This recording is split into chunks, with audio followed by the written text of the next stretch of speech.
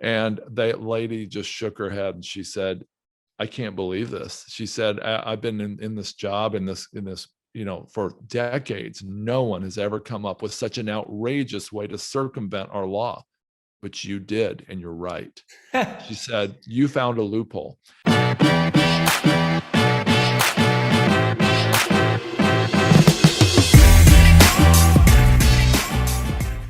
Welcome, everyone, to the Kingdom REI podcast. It's your host, Ellis Hammond, founder of the Kingdom REI Mastermind, and another fantastic guest episode. Let me ask you a question. Do you want to be supernatural in your business? And I'm not just talking about supernatural effort or supernatural grind. I'm talking about having the supernatural power of God with you at all times, connected to the source, the reason for doing things. I am so excited to have this guest on today. He's been a mentor of mine from afar for a long time. One of his first books, The Perfect Investment, was one of the first real estate books that I read, that I shared with all my friends when we got into the world of multifamily. Just a real industry leader, a ton that we're going to learn from today about doing business with God, but also raising funds and doing real estate. And so without further ado, let me welcome everyone, Paul Moore. How are you, brother? Hey, man, it's great to be here. I'm so honored to be on your show, Ellis. Yeah, it's about time, man. Come on. Yeah, right? So, Paul, welcome to the Kingdom REI podcast, man. This is where we really get to dive deep into the life, the journey, business principles from kingdom titans, man, like you. And so, are you ready? I'm ready to roll, man. Well, brother, before we jump in, let me pray for us, ask God to bless his time, and we'll get going. Right. Father, thank you so much for Paul. Thank you for his ministry, his work, which is blessed and serves so many people. I pray that today, this episode will be an extension of that, God, for your name's sake. I pray for our listeners today, Lord, that they might take something from this that would give them supernatural power to work for you and with you today. In Christ's name, amen. Amen. So, Paul, you've been on how many podcast shows? Hundreds, thousands? You've lost count? We lost count at around 200. Yeah.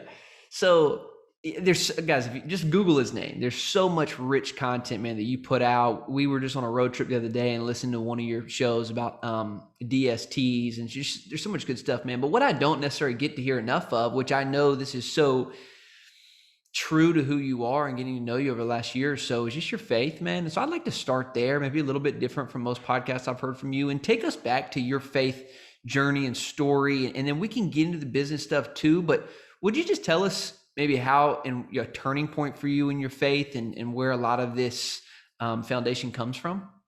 Yeah, I grew up as an unbeliever. Went to a church. My parents wanted me to go, so I went to Sunday school, and I grew up. And during my college years, the last year and a half of college, I got more and more convicted that the way I was living was wrong. My foul mouth and the way I was treating girlfriends and different things. And so I just got more and more just sick about it. And so I heard from my mom, who was not a believer at the time, that a bunch of my cousins had become Mormons. These were distant cousins, but she's like, you ought to look into that. And so I was going for a summer job to Denver that summer, and the town where my college was so small, there wasn't even a Mormon church, and it was Marietta, Ohio. And so I got an engineering undergrad there. And so I told my friends, I'm like, hey, when I come back from my senior year of college, man, I'm going to be a Mormon. And this one friend of mine, who was actually a Christian, was trying to talk me out of it. And he had been drinking one night, and he was a brand new Christian. And he was telling me, he's like, man, Mormonism's a cult. And I'm like, look, if you're a Christian, then I definitely want to be a Mormon. And so, anyway, I became a Christian that summer. I ended up becoming best friends with that guy. We started a Christian rock band together. Oh, wow. And I named my first son after him. So, but it's a fun memory. But, Ellis, I've been a believer 36 years. And I spent about the first 30 with a real problem right here, right between my ears. And that problem was this false dichotomy. It was a lie. Right after I became a Christian, I thought, man, like, okay, so I'm in engineering and then I got an MBA and I'm in business. But if I'm really spiritual, someday maybe I can go to work in the church. Maybe I Mm. could just get a job as an administrator, or maybe I could like volunteer to do finance for the church or something. And I believed in this false dichotomy that said there's the spiritual part of my life, the stuff I pray for, like people who are lost or giving money to missions. But then there's the rest of my life, which was including business. And I didn't admit it, but I was kind of ashamed of that. Like, oh, business is second class. I'm a second class Christian. Maybe I can make enough money to put money in the offering plate, and maybe I can find some value to the church there. But I didn't know that as a believer among a bunch of unbelievers in business, I had more opportunities than any pastor, almost any pastor, to touch unbelievers and to bring the kingdom into every place I lived and worked and traveled.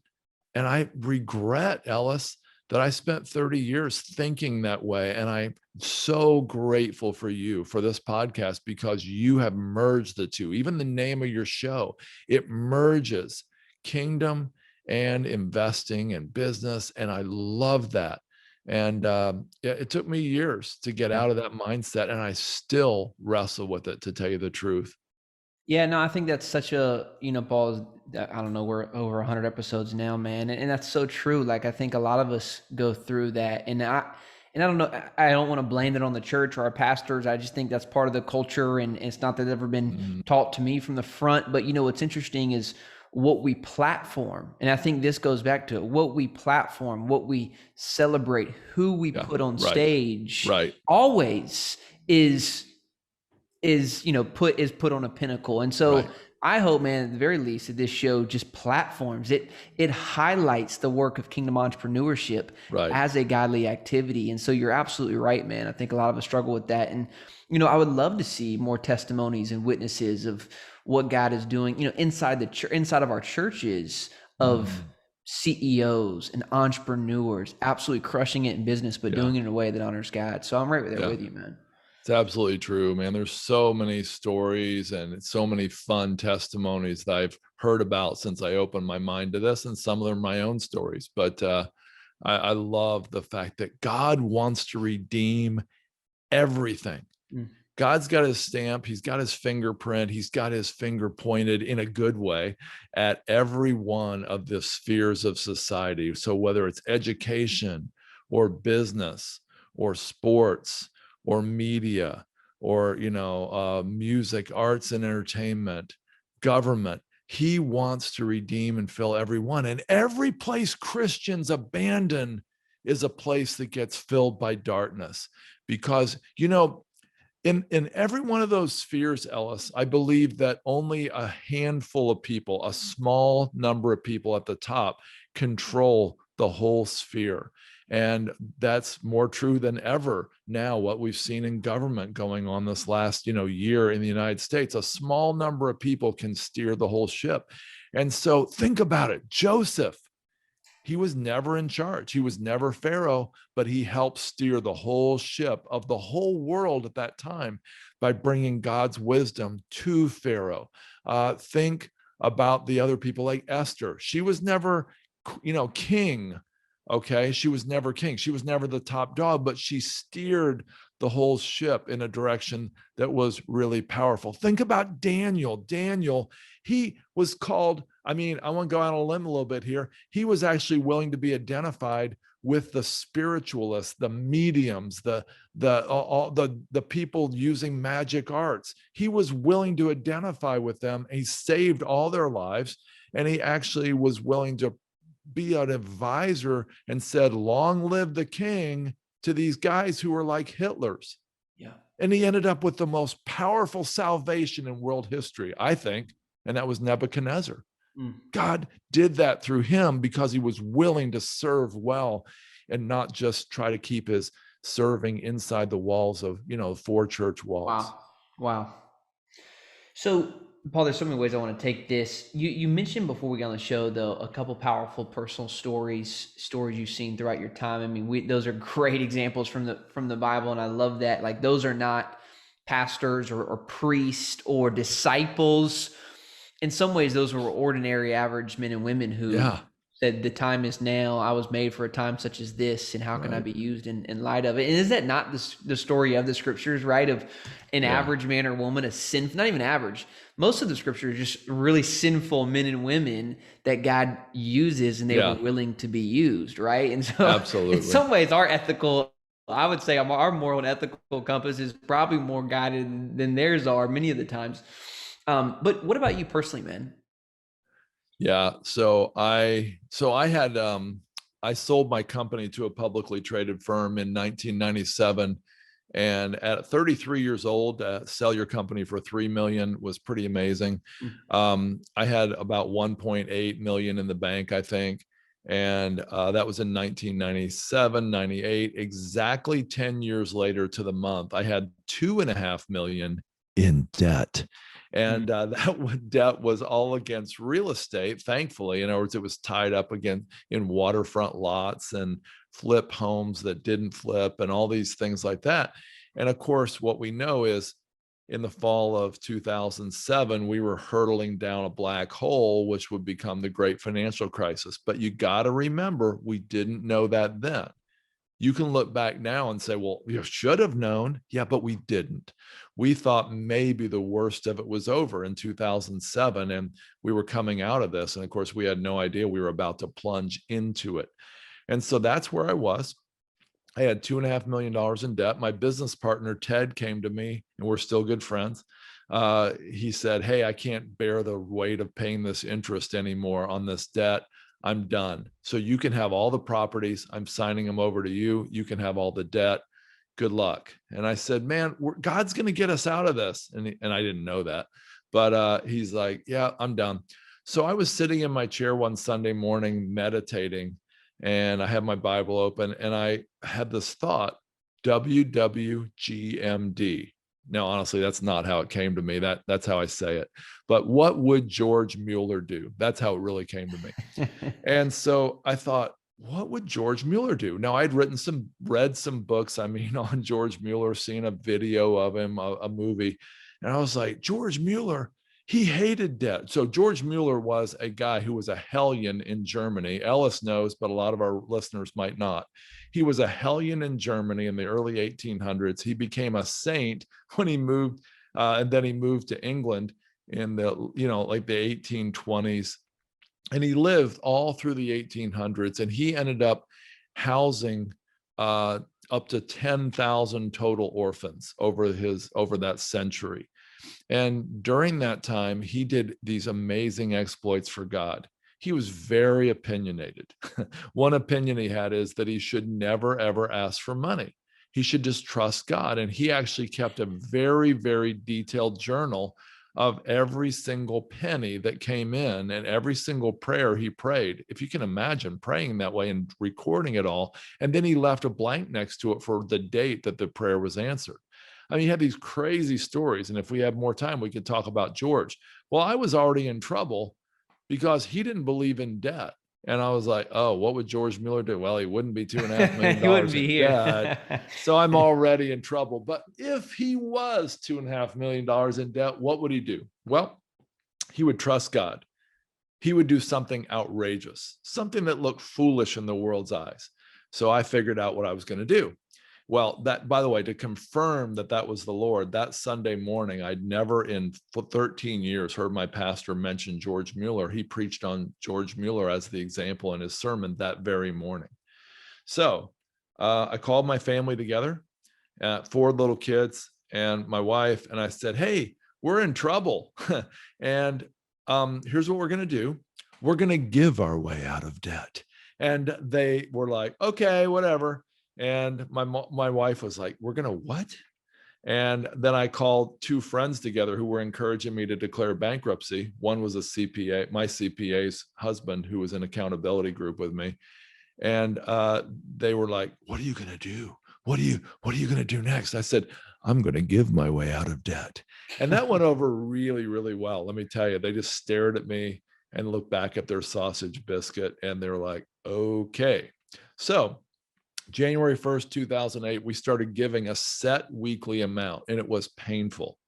And we were, it was basically, we were borrowing that money again in our last 50,000 in our home equity line. I think we were going through, ripping through it every month. And we were given a certain amount every week. And 4 weeks into that, the end of January, I met a guy at a Subway restaurant who was a real estate developer. He made what I think was kind of a random comment that provided a light bulb moment for me. I went down to planning and zoning the next day with my surveyor, who was literally so embarrassed to be there with me. And I said, hey, you guys got a law that says I can't subdivide this waterfront property. That's a huge amount of my debt was tied up in that. But I think I can. Here's how. And I showed him based on that light bulb moment. My surveyor was literally looking away, looking down, embarrassed. And the lady just shook her head and she said, I can't believe this. She said, I've been in this job, in this, for decades. No one has ever come up with such an outrageous way to circumvent our law. But you did, and you're right. She said, you found a loophole. And so there was a lot of difficult times left after that. There was calls to surveyors and soil test engineers and attorneys and banks.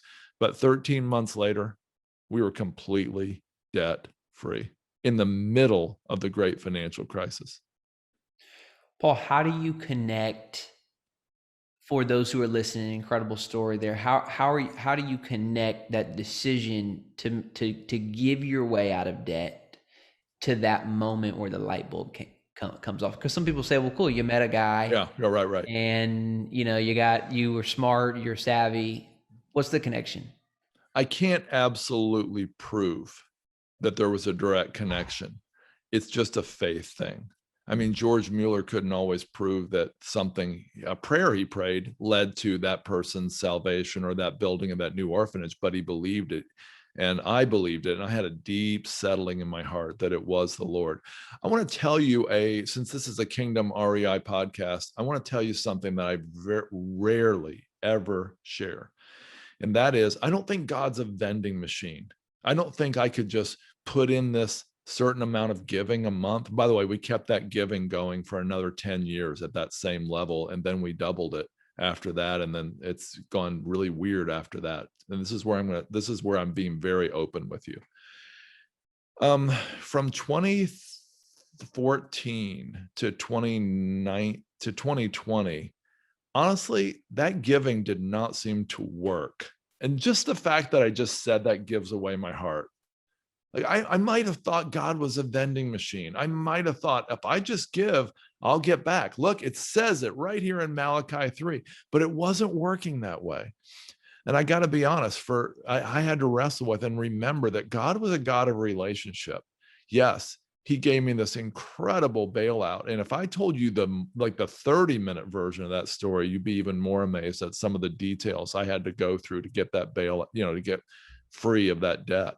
But at any rate, I don't think God's a God of a vending machine God that just automatically answers those prayers. And for years, honestly, we went through a real financial drought. And it ended really, really well in December 2020. I had some huge breakthroughs that I was able to connect, like really easily connect to our years of giving. But it didn't seem that way for a long time. And I would even tell this story in 2018, 19, 2020 and be like, I'm not sure if God really is with me anymore in this way.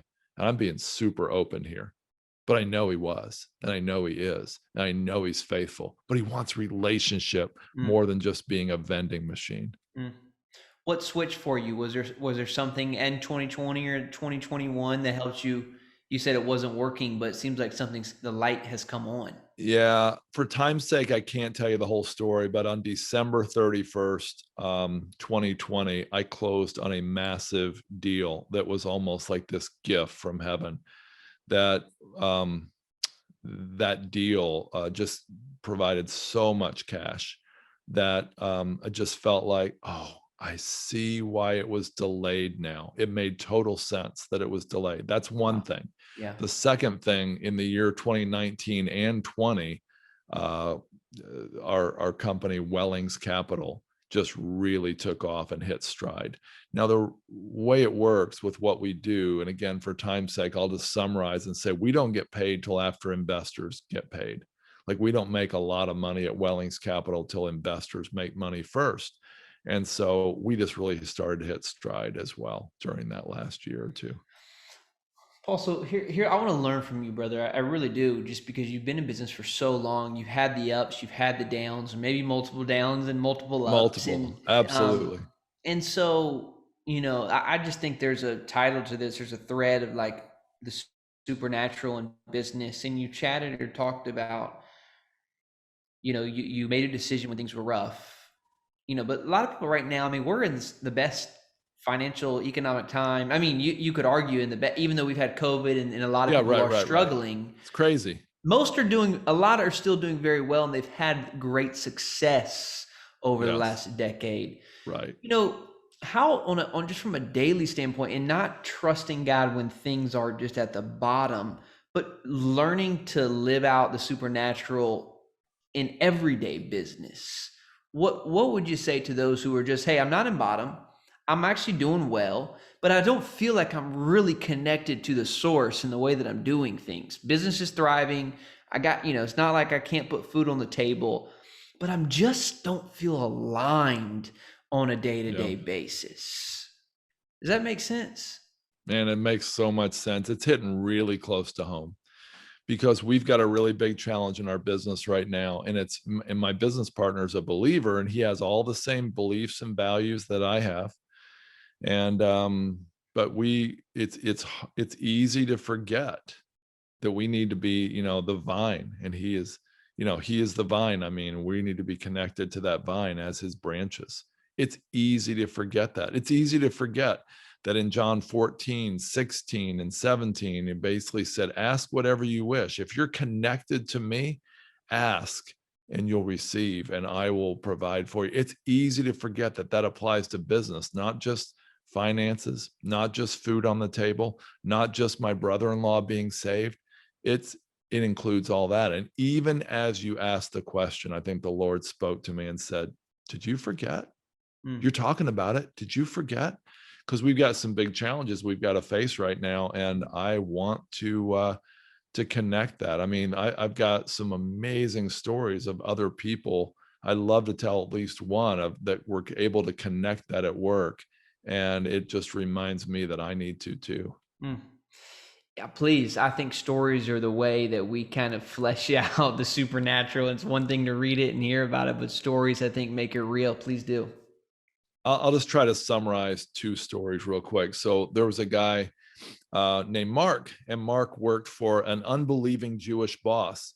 And Mark was really convicted that he needed to bring his faith to work. He wasn't the owner of the company, just like Joseph wasn't the Pharaoh, but I mean, he was probably even much lower in the totem pole than Joseph would ever be. But at any rate, he went around and started praying for people at his company. Hey, can I pray for you? Oh, okay, never mind. Can I pray for you? Oh, yeah. Well, the boss heard about the unbelieving Jewish boss, and one day he comes out and he says, Mark, I struggle with migraines, and I heard you pray for people. Can you just pray for me? And Mark prayed for him, and he got instantly healed.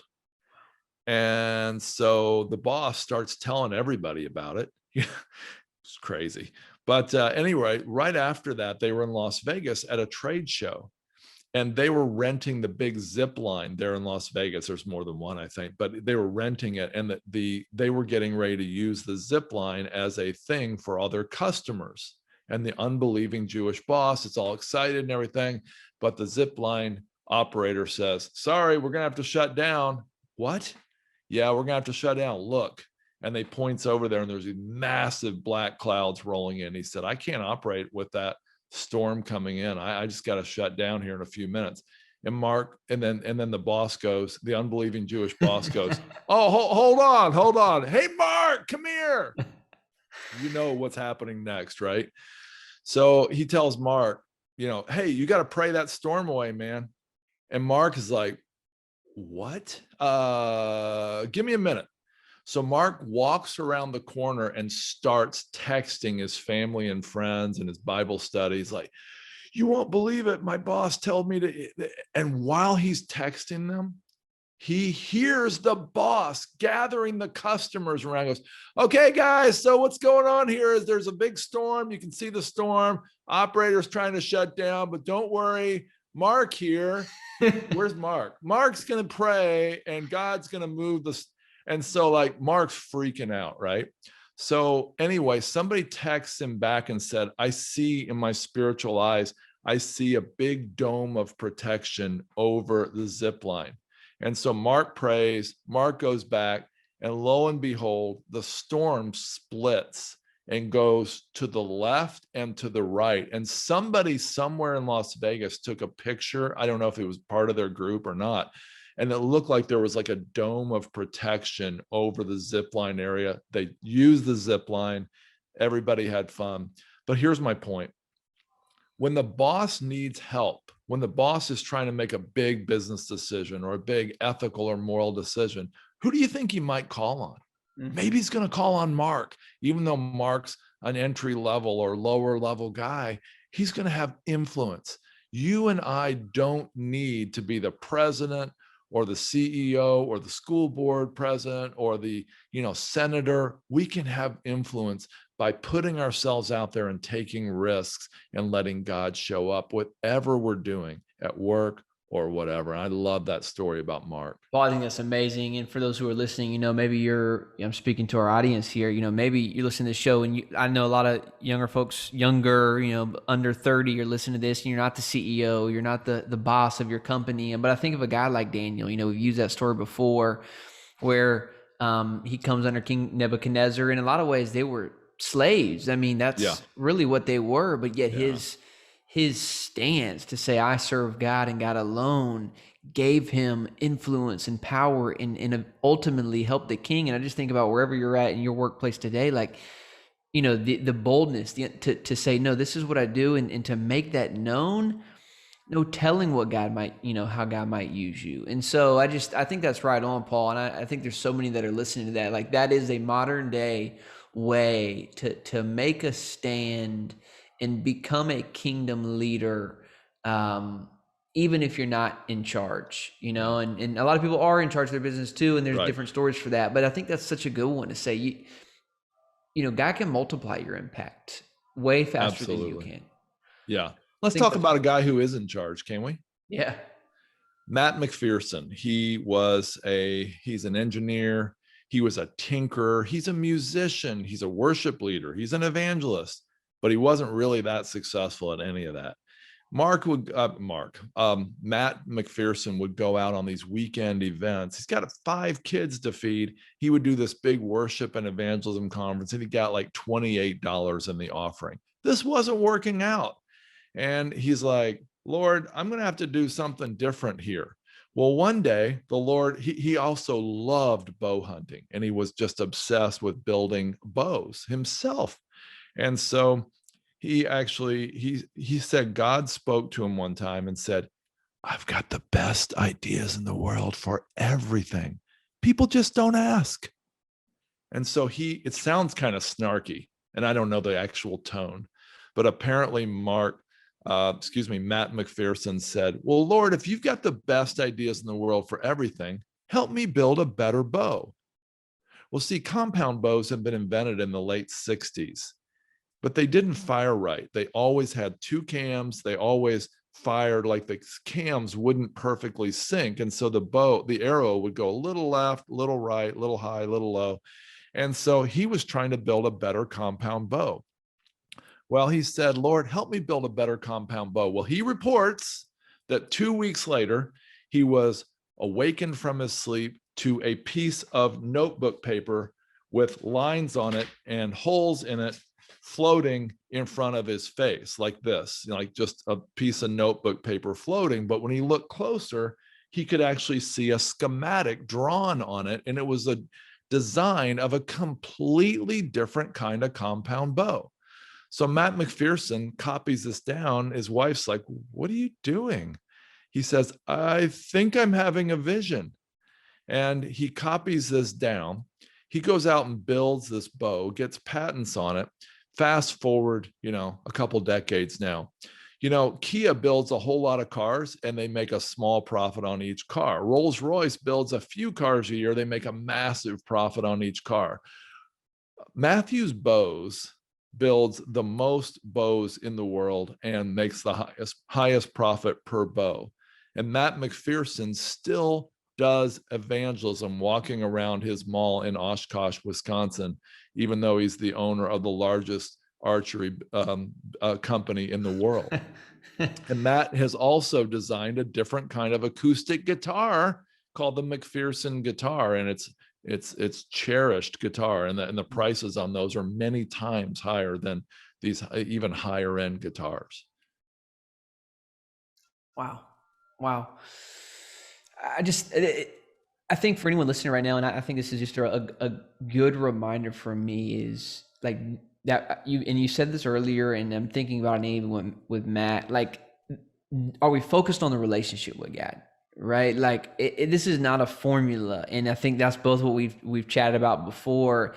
And that's why I love doing this show, because I think business and this idea, we don't want to talk about money so much, but man, I think there's so much about money and capitalism and entrepreneurship that actually, like, the idea of taking risk and going out on ventures, like that's such an incredible way to trust God in those opportunities, and it's not just, I love the evangelism to the mall, but also the risk you're taking in your business to go and create income that ultimately can help feed families and, change communities. I just think those are ways that gives you natural opportunities to walk and trust with God, and that's why I think being an entrepreneur is one of the greatest gifts that we have, is because we get to trust God in a whole new way that, I necessarily didn't get to do when I was a pastor.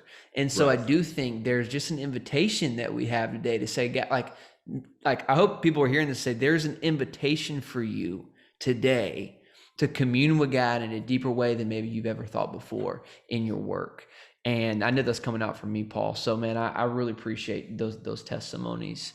And let me ask you, and we got a few minutes here, and I want to make a short transition. If you have anything you want to add, feel free to go back. But let's talk about Wellings real quick and just what you're doing there. I think you're a real leader in this fund space, and kind of addressed, because there is a huge real estate crowd here, what you're doing at Wellings. I mean, there's a couple points I want to go. I want to just hear kind of your outlook on the market. Maybe we'll end with there. But can you talk about, do you still have the I guess, for-profit, for-impact model within Wellings where you're using to fight human trafficking with that as well? Do you still do that?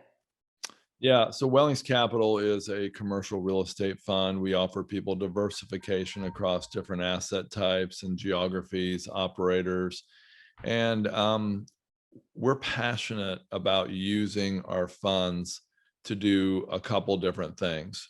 One is to fight human trafficking and to rescue its victims, and the other is to reach unreached people groups with the gospel. And we're so excited about both of those. Did you know, Ellis, if you took the record profits, not the average, the record profits of Apple, General Motors, Nike, and Starbucks, and you added those together and tripled that number, that's the estimated annual revenues generated by human trafficking around the world each year.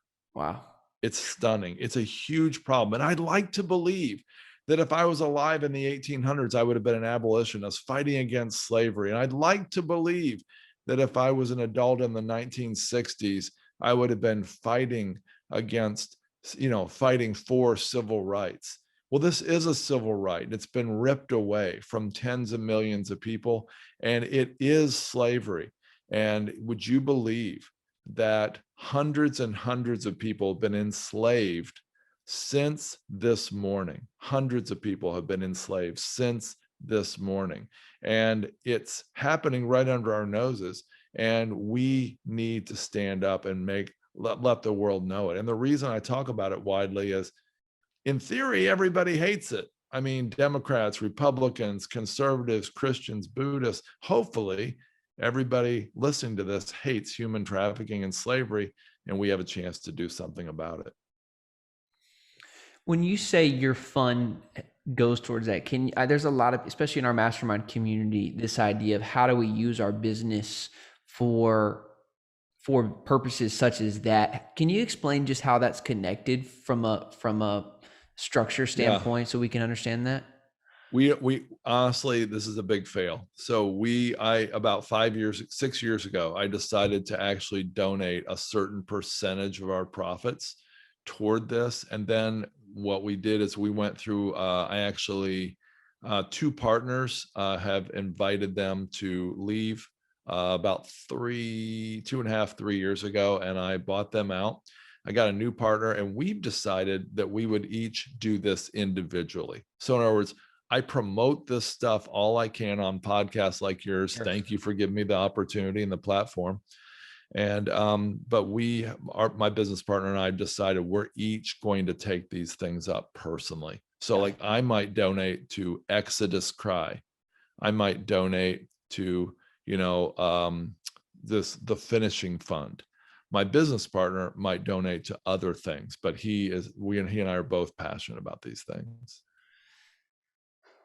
Paul, so we're in season 2 of this podcast, and I feel like a lot of let me ask you a question around profit. This is what I want to get to, because this has come up a lot, and you've talked a lot about generosity and giving. I just want to know, like, from a kingdom standpoint, how much do you focus on profit itself as a kingdom capitalist, as an entrepreneur? Like, how important is the goal or the target of profit in your business, and how do you, I guess, how do you differentiate between profit and generosity, both of those, being, I guess, being something you should steward over? I guess, I mean, I don't know how this is going to come across, but everybody says they're really customer focused and they're client first. And we really try to keep that in front of us. We really believe, just like George Mueller used orphans in a funny sort of way. If you really dig deep into his story, he used orphans as kind of a proof that God was real. And we're saying this, we're using prophets as proof of, that God is with us and all that. But our real goal here is to honor God and glorify God. But our real goal is to really bless our clients. And we really feel like if we really put them first, and if we had time, I could tell you a few recent decisions where we really disadvantaged ourselves to advantage our clients. And by doing that, we really believe that not only will they see God, if and when they realize we even did that. We have hundreds of investors and they don't even all know what we do. Some of them just, to get a check from us. But we really do believe it'll honor God, and he'll promote us in the end and give us even more to steward for the kingdom. Yeah, as I'm sitting here, Paul, and we're talking, it's just amazing to me, man. Like, I was reading, I was still a pastor, a missionary when I read your book, The Perfect Wow. Investment. Never would have Seriously. thought, like, wow, I'm going to, I don't know, for me, that when I was sharing your book, I was like, this is a great guy. This is so helpful in me getting into this business. And here we are interviewing such a God story there, man, of how he's just connected our paths. I think I would be amiss not to ask you about some real estate stuff before we get out of here, because I've learned so much from you in this real estate game. And I know recently you've gone from operator status to really launching and building funds. Talk to me about what you see right now in the multifamily market. And are you bullish? Are you bearish? If you are targeting multifamily, what asset class? And kind of your outlook over the next, over this next decade in terms of multifamily specifically. I've had so much fun with this. I'm about to go to a new level of fun. So I wrote a book called The Perfect Investment, which was a humble title, haha. And but it really does put out the argument that multifamily is a perfect combination of demographics and financing and investor interest. It just is a great asset class. Then about 2 years after writing it, I started saying, well, the perfect investment's not perfect anymore if you have to overpay to get it. And I still believe that. But I'm coming to a new revelation here. I have actually been studying inflation for some time now, and I really believe that the natural outcome of all the money printing that we're doing is going to be inflation. And if inflation kicks in, the multifamily prices we're seeing right now, which are historically at the highest levels ever, undisputable, that's true. Um, well, they may be the lowest prices we ever see in the coming decades, because inflation could mean that you can lock in an interest rate, lock in a loan payment in year zero and have 12 up to 12 years of that loan payment, or up to 35 years if you do a certain type of FHA loan for multifamily. And you've locked in that payment stream, but your revenue is based on these inflated rents. And just the natural result of inflation is inflated rents and revenues. It's possible that the very best profits in multifamily and other commercial real estate asset classes are right on the horizon. If you're a smart investor, if you lock in low rates long term, and if you're willing to buy and hold. That's my opinion as of today. I'm glad I asked you that question. That's hopeful. I probably am along the same mindset of you there. I think that's kind of why we're looking at things that we can hold for the next 10, 20, 30 years is the type of real estate that we want to be buying. So I really appreciate that, man. Paul, this has been a blast, man. Seriously, I'm so grateful that we made the time to be on the show together. Me too, man. This has been such a great, this just made my day. If people want to learn more about Wellings, there's so many things. Let me ask you this. There's something in particular I want people to go read. You have a reading plan on the YouVersion app that you've written. What is that called, and where can people find that? Yeah, it's the YouVersion Bible plan has a YouVersion app has a Bible plan called Doing Business Supernaturally. And I talk about these 2 or 3 stories I just gave you, and plus a bunch more and a lot more principles. And so YouVersion has, again, the Bible plan, Doing Business Supernaturally. If people want to connect with me, they can do so at wellingscapital.com. That's WELLINGS capital.com, and throw a /resources on there, wellingscapital.com/resources, and we'll give you ebooks on self-storage investing, mobile home park investing, and then a wonderful course on introduction to commercial real estate investing. It's both on audio and on emails. Paul, love it, brother. Thank you so much for having us, for being here, man, and look forward to doing some more things with you in the future. You bet, man. I was honored. Thank you so much. All right, everyone. We'll see you next week.